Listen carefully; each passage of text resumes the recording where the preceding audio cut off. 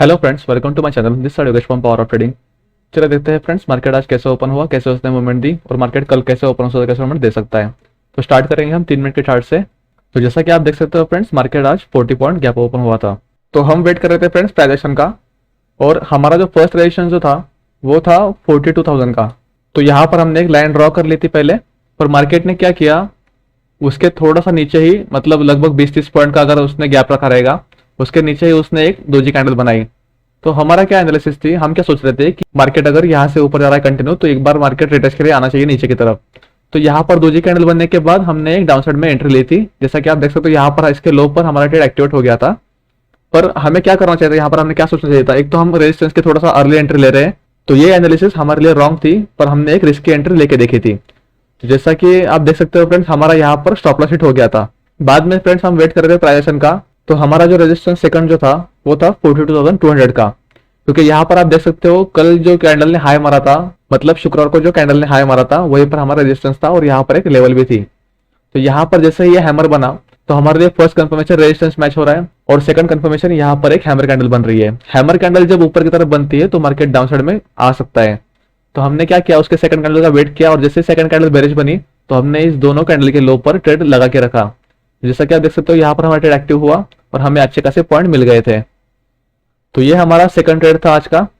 उसके बाद फिर फ्रेंड्स हम वेट कर रहे थे प्राइजेशन का, कि कोई प्राइजेशन बने और हम एंटर कर दे। तो जैसा कि आप देख सकते हो फ्रेंड्स, यहाँ पर इसने एक ब्रेकआउट दिया है 42,200 के लेवल को। तो जैसे ही इसने स्टार्टिंग में क्या किया, एक बार इवनिंग स्टार की तरह बनने की कोशिश की, पर इसने डायरेक्ट एक बार बुलिश एंगल पे बना के एक बार ब्रेकआउट कर दिया।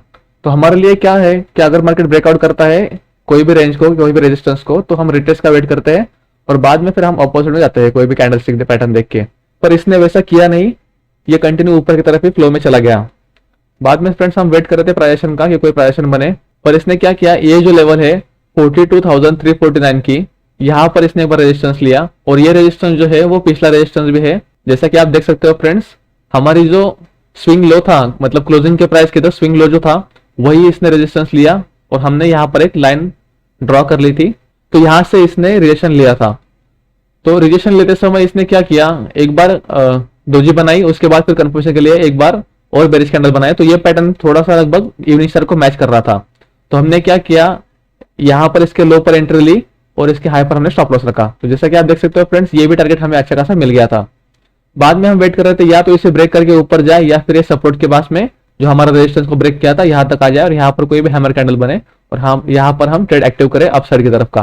तो उसने प्राइस वैसे नीचे की तरफ नहीं बनाया, पर इसने क्या किया, ये रेंज को ब्रेक किया, जो रेजिस्टेंस हमारे लेवल थे उसे ब्रेक किया। इस रेंज को ब्रेक करने के बाद हमारे लिए इंपॉर्टेंट क्या था कि मार्केट एक बार इसको रिट्रेस के लिए आए। तो रिट्रेस के लिए मार्केट आने के बाद यहाँ पर उसने एक हैमर कैंडल बनाई, पर हो सकता था यहाँ पर मार्केट हैमर कैंडल बना के वापस एक बार नीचे की पोजीशन में जा सकता था। कोई कंफर्मेशन इतना देर नहीं रहा था, क्योंकि ये रेंज जो थी वो बहुत नैरो रेंज थी, इसलिए हम यहाँ पर ट्रेड थोड़ा सा अवॉइड कर रहे थे। उसके बाद इसने क्या किया, एक बार एकदम बुलिश कैंडल बनाई। बुलिश कैंडल के बाद अगर ये वन वे बुलिश कैंडल बनाती है, तो कभी भी याद रखना फ्रेंड्स, थोड़ा सा तो रिट्रेसमेंट के लिए आती है, या फिर इसके अंदर कोई इनसाइड कैंडल बनते हैं। तो जैसे इसके अंदर 2 इनसाइड कैंडल बनी, तो हमारा व्यू क्या था, एक तो रेजिस्टेंस को ब्रेक कर रहा है, ऊपर से रिट्रेसमेंट को आ रहा है, रिट्रेसमेंट के बाद फिर अप जा रहा है, अप जाने के बाद एक इनसाइड कैंडल पैटर्न बना रहा है। तो जैसे ही ये पैटर्न बना, तो हमारी जो कंडीशंस थी वो सब मैच हो रही थी यहाँ पर। और जैसा कि आप देख सकते हो फ्रेंड्स, यहाँ पर इस ट्रेड ने हमें लगभग 300 पॉइंट की रैली दी है। हालांकि हमने वो पूरी की पूरी रैली कैप्चर नहीं की, पर हमारा एनालिसिस एकदम परफेक्ट थी इस ट्रेड पर एंटर लेने की यहीं पर। बाद में फ्रेंड्स हम वेट कर रहे थे प्राइजेशन का, क्योंकि क्या हुआ था, मार्केट आज सुबह से लगभग 1200 पॉइंट की रैली दे चुका था अपसाइड की तरफ में। तो यहाँ पर एक ट्रेड बनता था डाउन साइड का, क्योंकि जो कुछ भी लोग रहेंगे जिन्होंने पोजीशन बना रही इस तरफ, यहाँ पर इसके लो पर या फिर इसके हाई पर, कोई भी इसका हाई ब्रेक करने पर या फिर इसको रिट्रेसमेंट के बाद, वो लोग कहीं ना कहीं तो बड़े ट्रेडर जो होते हैं वो प्रॉफिट जल्दी से जल्दी बुक नहीं करते, वो थोड़ी बहुत क्वांटिटी रखते हैं उन्हें एक्स्ट्रा प्रॉफिट के लिए। तो जैसा कि आप देख सकते हो, यहाँ पर एक रेजिस्टेंस लेने के बाद इसने थोड़ा सा ट्रैप किया है हमें। तो इसने क्या किया, स्टार्टिंग में तो एंट्री यहाँ पर दे रहा था, एक हैमर कैंडल बनी थी, पर हैमर कैंडल जब ऊपर बनती है तो हम डाउन साइड में जा सकते हैं, पर उसके नेक्स्ट कैंडल हमें वेट करना पड़ता है उसके नेक्स्ट कैंडल का, कि वो कैसे बनती है। तो जैसे ये हैमर कैंडल बनी, तो हमने इसके लो पर ट्रेड लगा के रखा था, पर वो एक्टिव हुआ ही नहीं। तो इसने क्या किया, सेकंड टाइम इसको एक बार रेजिस्टेंस लिया, रेजिस्टेंस के बाद इसने एक बेरिश एंगल्फिंग पैटर्न बनाया। जैसा कि आप देख सकते हो फ्रेंड्स, ये 2 कैंडल को मिला के एक बेरिश एंगल्फिंग पैटर्न हुआ, और उसके बाद फिर एक इनसाइड कैंडल बनाई। तो हमारे लिए और कुछ कंफर्मेशन की जरूरत नहीं थी क्योंकि इसने रेजिस्टेंस लिया था, डबल टॉप पैटर्न भी था, ऊपर से एक बार कैंडल स्टिक भी था बेरिश एंगल्फिंग का, बाद में इसने एक इनसाइड कैंडल बनाई थी। तो इतने कंफर्मेशन के बाद हमारा ट्रेड लेना तो बनता ही था, इसलिए हमने क्या किया, इनसाइड कैंडल के लो पर हमने ट्रेड एक्टिव कर दिया और जैसा कि आप देख सकते हो फ्रेंड, हमें एक अच्छा खासा प्रॉफिट मिला नीचे की तरफ। यहाँ पर लगभग हमने 80 पॉइंट के आसपास प्रॉफिट कर लिया था, तो ये एक अच्छा ट्रेड था हमारे लिए। तो चलिए फ्रेंड देखते हैं मार्केट कल कैसे ओपन होता है, कैसे मूवमेंट दे सकता है। स्टार्ट करेंगे हम डेली चार्ट से। डेली चार्ट में अगर हम देखेंगे फ्रेंड्स, तो इसने एक बुलिश एंगल्फिंग बना दिया है। तो हो सकता है मार्केट कल अगर आज के हाई को अगर ब्रेक करता है तो मार्केट कल अप पोजीशन में जा सकता है ऊपर की तरफ। हमारे जो रेजिस्टेंस निकल के आ रहा है वो फर्स्ट रेजिस्टेंस जो है वो 43,000 का रेजिस्टेंस है। तो चलिए फ्रेंड देखते हैं 15 मिनट चार्ट्स में हम कैसे ट्रेड कर सकते हैं। तो कल अगर मार्केट फ्लैट ओपन होता है, मतलब लगभग 42,600 के पास में, तो हमें थोड़ा सा वेट करना पड़ेगा फ्रेंड्स। अगर मार्केट फ्लैट ओपन होने के बाद ऊपर जाता है थोड़ा सा और अगर इस लेवल को निकालता है, मतलब अगर मार्केट 42,800 को अगर ऊपर की तरफ निकालता है, ऊपर की तरफ जाता है, ब्रेक करता है और बाद में एक बार नीचे की तरफ रिट्रेसमेंट का वेट करना पड़ेगा हमें। रिट्रेसमेंट के बाद यहाँ पर कोई भी बुलिश कैंडल बनती है तो यहाँ पर हम ट्रेड को एक्टिव कर सकते हैं अपसाइड की तरफ जाने के लिए और हमारे लिए अच्छा खासा टारगेट हो सकता है। फर्स्ट टारगेट हमारा होना चाहिए 42,950 का और सेकंड टारगेट जो होना चाहिए वो हमारा होना चाहिए 43,000 का। ये दो टारगेट्स हमारे निकल के आ रहे हैं फ्रेंड्स। मान लीजिए फ्रेंड्स अगर मार्केट कल फ्लैट ओपन होने के बाद अगर नीचे की तरफ आता है तो नीचे की तरफ आने के बाद हमारे लिए फर्स्ट जो सपोर्ट रहेगा मार्केट का वो रहेगा 42,200 का। यहां तक मार्केट आ सकता है अगर फ्लैट ओपन होने के बाद कोई प्राइस एक्शन बनाता है और नीचे की तरफ आता है तो। और मार्केट अगर इस रेंज को भी अगर ब्रेक करता है नीचे की तरफ 42,200 को, तो हमें वापस से एक बार शार्प फॉल दिखने को मिल सकता है जो ले जा सकता है हमें 41,600 की तरफ। ये तो टारगेट्स हमारे निकल के आ रहे हैं फ्रेंड्स अगर मार्केट फ्लैट ओपन होने के बाद नीचे आता है और इस लेवल को ब्रेक करता है। पर ब्रेक करने के बाद हमें रिट्रेसमेंट का वेट करना पड़ेगा फ्रेंड्स। रिट्रेसमेंट के बाद ही हम नीचे की तरफ आ सकते हैं। पर अगर यहाँ से ही मार्केट वापस से एक बार ऊपर की तरफ घूमता है तो हम फिर से एक बार बाइंग पोजीशन का सोचने वाले हैं। अगर मार्केट कल गैप ओपन हो जाता है, मतलब लगभग 42,900 या फिर 42,300 के पास में, तो अगर मार्केट 43,000 के पास में अगर ओपन हो जाए तो यहाँ पर कोई भी नेगेटिव कैंडल देखने के बाद हमें वापस से एक बार डाउन साइड के पोजीशन में आ सकते हैं। हमारा फर्स्ट टारगेट जो रहेगा वो रहेगा आज का जो हाई मारा है इसने 42,800 का और सेकंड टारगेट जो रहेगा वो रहेगा आज की क्लोजिंग का रहेगा 42,600 का।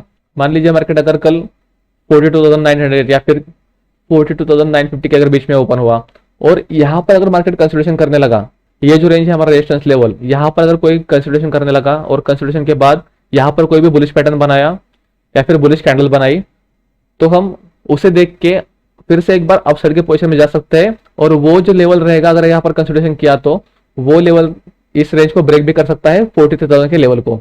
और फर्स्ट टारगेट हमें देगा वो 43,200 का और सेकंड टारगेट हमारा रहेगा 43,400 का।